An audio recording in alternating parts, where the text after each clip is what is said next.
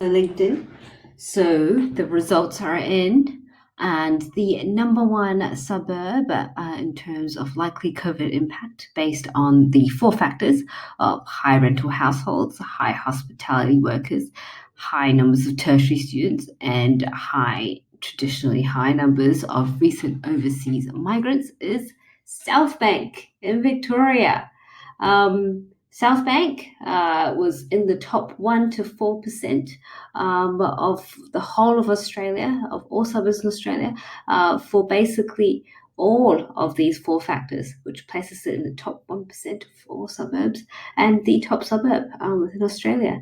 You can see that Sydney Haymarket actually looks a very similar profile to South Bank.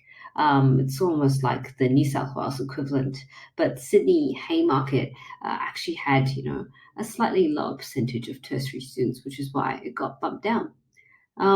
Other call outs in terms of top areas, PMR Ultimo in Sydney is very similar, but we have a bunch of suburbs. This whole Fortitude Valley, Southport, Spring Hill, Kangaroo Point. In Brisbane, that's high because of high rental households, high hospitality workers, and high recent overseas migration, traditionally a lot of them.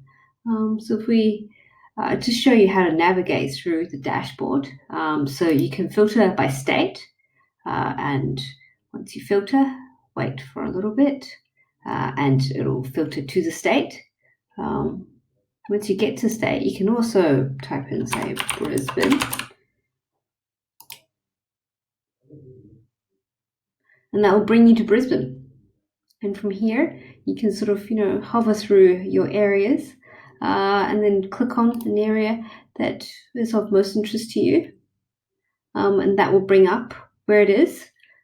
So Calvin Grove and Hurston and Queensland is in the top 10% of all suburbs in Australia for, most likely to be impacted by COVID.